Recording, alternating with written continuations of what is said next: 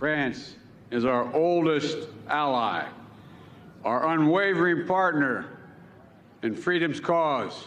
The alliance between our two nations remains essential to our mutual defense. France and the United States are facing down Vladimir Putin's grasping ambition for conquest and Russia's brutal war against Ukraine, which has once more shattered peace on the continent of Europe. Stalwart friends in times of triumph and of trial, France and the United States will meet the future just as we always have.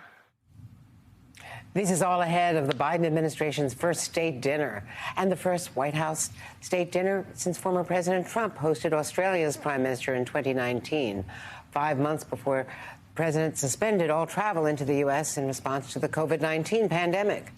Joining me now, NBC Chief White House Correspondent and Weekend Today co-host Kristen Welker, former Obama Deputy National Security Advisor Ben Rhodes, New York Times Pentagon Correspondent Helene Cooper, and New York Times Diplomatic Correspondent Michael Crowley.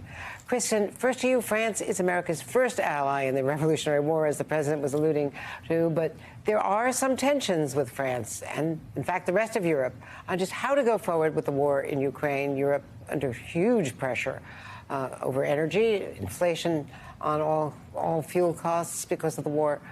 What have you heard and seen today so far? Well, Andrew, you're absolutely right. And top officials here say that this visit is very much about reaffirming that alliance that you just talked about. And you heard that referenced in the president's remarks and in President Macron's remarks at that official welcome ceremony. And I think it's going to be a key theme throughout the day, particularly working in concert to try to pressure Russia to pull out of Ukraine. But as you point out, Andrea, there are some real differences that they are going to address as well during this official visit, including the Inflation Reduction Act, which has called for new investments in climate and clean energy. And President Macron, as well as other European leaders, have expressed some real concerns that that could hurt companies in Europe. Now, the U.S. pushback to that is that, look, we need to prioritize that as an agenda issue and also prioritize climate and companies here in the U.S., particularly given what we are seeing with the global economy. The other sticking point, Andrea, that I would expect them to address is, of course, over a year ago, that submarine deal that the U.S. made, which made France feel blindsided and out of the loop. President Biden himself calling it clumsy. So this is a visit to talk about some of those tensions and to reaffirm their commitment. And of course, the centerpiece will be tonight, Andrea, with the official state dinner that you just talked about. And Michael Crowley, let's talk about that Biden-Macron relationship, which did start off on the wrong foot. Just a year ago, January, I was in Paris when Secretary of State Blinken was trying to repair the damage in that relationship because the French were really angry. They thought that the submarine deal, multi-billion-dollar submarine deal, had been stolen from them right under their noses between Australia and the U.S. And now, a year later, I've just come back overnight from Romania with Secretary Blinken when he was meeting with his French and other European counterparts. And they are trying to solidify the European relationship and the NATO relationship with the war in Ukraine. Yeah, and welcome back, Andrea, from Romania. Your work ethic is an inspiration to us all. And I think it is really interesting that, this relationship is quite strong right now. When there was that very dramatic blow-up over the submarines because of the deal that the U.S. struck with Australia, also involving Great Britain, which essentially cost France this enormous multi-billion-dollar military contract, infuriated the French. The French ambassador was withdrawn, which was, virtually unheard of. That was really worrisome, particularly because Biden came into office determined as one of his top foreign policy priorities to rebuild relations with Europe, in particular some of the big Western European countries that President Trump had, insulted and really caused a lot of damage in terms of the transatlantic relationship with. So here was this early problematic setback. But, in a way, Vladimir Putin kind of solved the problem. The invasion of Ukraine has brought the U.S. and Europe and NATO closer together, tighter cohesion than we've seen in decades, really. And I think right now you see an extremely strong relationship. There are disagreements over the Inflation Reduction Act, and I think there probably is a very important but very private conversation going on about what diplomacy with Russia should look like. Macron is more interested in talking to Vladimir Putin. He did speak to him as recently as August and may do so again soon. President Biden is not speaking to the Russian leader. That, to me, is a very interesting difference of opinion, but it's a friendly relationship and a very strong one. And Helene Cooper, with the war, there's tensions below the surface with President Zelensky and with the U.S. and NATO, because he wants more weaponry, as you know. He wants more defensive. He wants Patriot missiles against this carpetbagging that they are experiencing. They're without food, they're without water, they're without electricity, and they're pretty desperate. And Secretary Blinken called it barbaric what Putin is doing. But when I asked him about the Patriot missiles, he was, avoiding committing to that. I think they're waiting for the Pentagon to announce that. What are you hearing over there?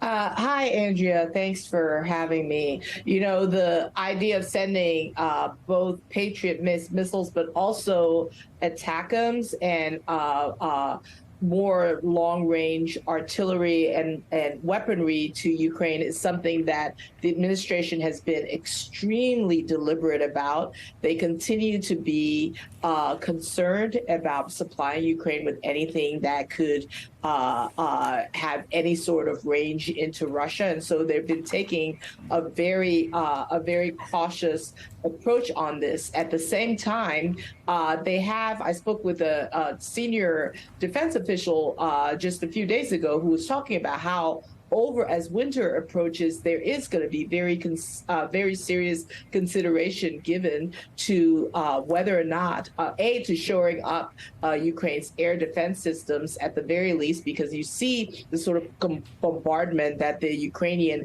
power grid has been undergoing because of the Russian these Russian attacks. So they're going to look at shoring up the air defense systems. They're looking at and they're still continuing to work with other countries to see how they can continue to send more weaponry to Ukraine. When it comes to France, that's an issue as well. I mean, France has sent, I think, a quarter of its own supply of howitzers to Ukraine, and is now working with the Danes to see whether they can send more. But they've been concerned about sort of shoring up their own internal domestic supply in case, God forbid, there's some kind of NATO war with Russia. So there's a supply chain issue. There's problem going on, but there's also the issue of not trying to cross any of Vladimir Putin's so-called red lines.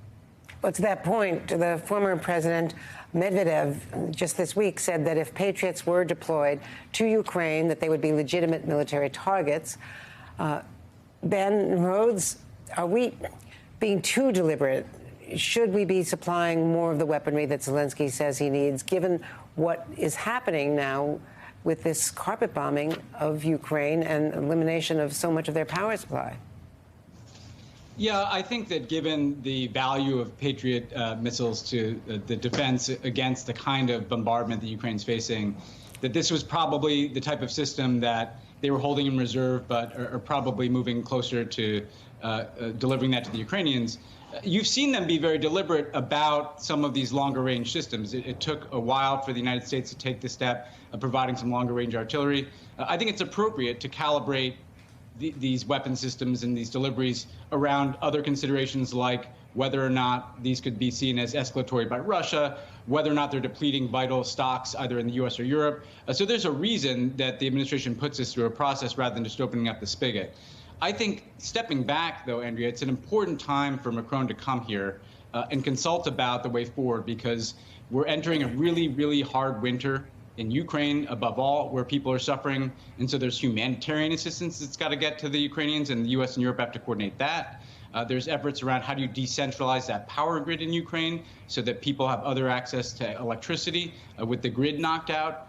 And then there's a situation in Europe where they are bearing much more of the burden in terms of the cost of living crisis, the crunch on European consumers, a cold winter in which you could see fatalities because of the energy crisis there. There's a lot to talk about, and I think it is notable that Emmanuel Macron is a leader who was invited here by President Biden. Emmanuel Macron, since he became president, I think has wanted to be seen as the premier leader in Europe. And for a while there, Angela Merkel was his counterpart in Germany and was usually the go-to person for the United States. I think now Olaf Scholz, a less prominent world figure as Chancellor of Germany, although a very capable leader, I think this is a signal that Macron is the first port of call, the first phone call that President Biden's making to Europe. And I think that is notable and I think important for Macron himself. You know, it's very clear that this state visit anoints Macron as the leader of the pack in Europe as far as the president is concerned and the U.S. is concerned, obviously. Kristen, Ben Rhodes, Helene Cooper, Michael, don't go far. We'll check back in on the other side of a quick break.